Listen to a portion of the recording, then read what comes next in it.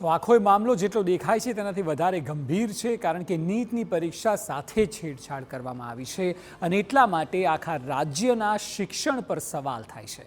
આ વિષય પર વધુ વાત કરવા માટે આપણી સાથે રાજ્યના શિક્ષણ પ્રધાન પ્રફુલ્લ પાનસેરિયા જોડાયા છે।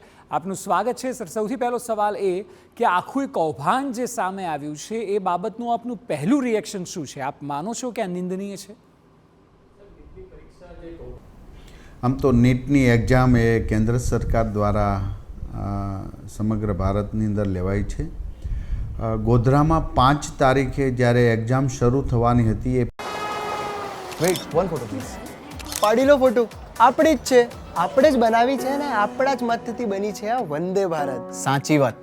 કોણે વિચાર્યું હતું કે આપણી ટ્રેનોમાં પણ રિવોલ્વિંગ સીટો અને વિસ્ટા ડોમ્સ હશે, એરપોર્ટ જેવા એસ્કેલેટર્સ, લાઉન્જ, ફૂડ કોર્ટ પણ રેલવે સ્ટેશન પર હશે, શહેર શહેરમાં મેટ્રો, અને યાર હવે તો બુલેટ ટ્રેન પણ તો આવી રહી છે। અને તો પણ ખબર છે કે મોદીજી શું કહે છે? આ તો બસ ટ્રેલર છે। લાઈફ સરળ બનાવી દીધી મોદીજીએ। તો હવે આપણે એમની જીત સરળ બનાવીશું। વર્લ્ડ ક્લાસ ફેસિલિટીઝની ગેરંટી મોદીજીની, તો મોદીજીને વોટ આપવાની ગેરંટી કોની?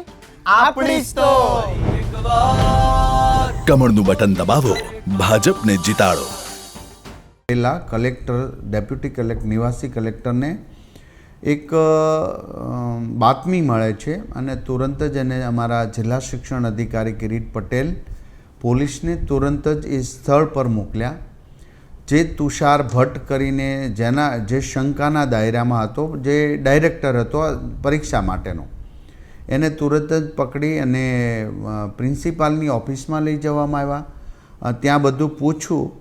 એના મોબાઈલની અંદર બધી જ 6 વિદ્યાર્થીઓ ચોરી કરવાના હતા, એ ચોરી કરાવવાના હતા, એ પોતે જ ડાયરેક્ટર। એને તુરંત પકડીને પ્રિન્સિપાલની ઓફિસમાં નજરકેદ કરી દેવામાં આવ્યા અને પરીક્ષા બધા જ સ્ટુડન્ટની શાંતિપૂર્વક લેવામાં આવી છે।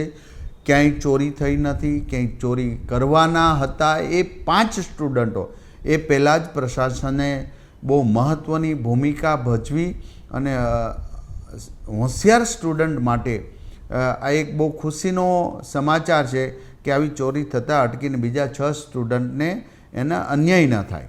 ના, આપ જે કહી રહ્યા છો કે એ વાત બરાબર છે, પરંતુ લોકો હિંમત કરી રહ્યા છે ચોરી કરવાની, પેપર લીક કરવાની। આપ કોને જવાબદાર માનો છો? લાગે છે સિસ્ટમ જવાબદાર છે?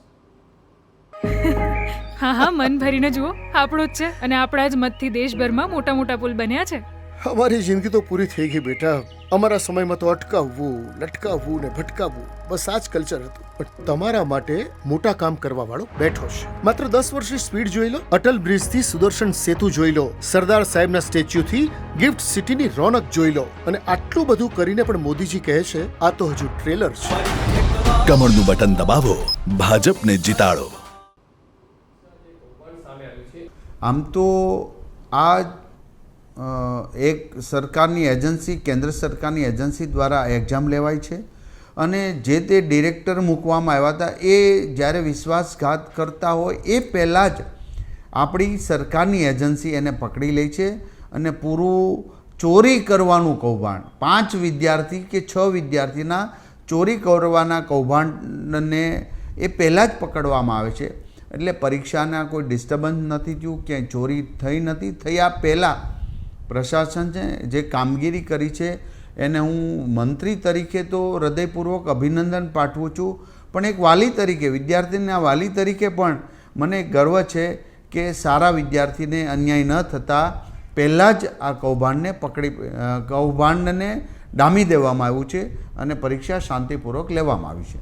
ઠીક છે, આપ ખુશી વ્યક્ત કરી રહ્યા છો, પરંતુ આશા રાખીએ કે સિસ્ટમમાં આવી કોઈ લૂપહોલ ફરી ના સર્જાય, એટલું ધ્યાન સરકાર દ્વારા રાખવામાં આવે। આપનો આભાર TV9 સાથે વાત કરવા બદલ। તો જે પ્રકારે આખું કૌભાંડ બહાર આવ્યું, એક વાત સારી હતી કે ગેરરીતિ થાય તે પહેલાં ઝડપાઈ ગયું, પરંતુ સવાલ એ છે કે હિંમત કેમની થઈ રહી છે આટલી મોટી પરીક્ષામાં 6 વિદ્યાર્થીઓને ચોરી કરાવીને બાકીના વિદ્યાર્થીઓનું ભાવિ જોખમાય તેવું કૌભાંડ રચીને।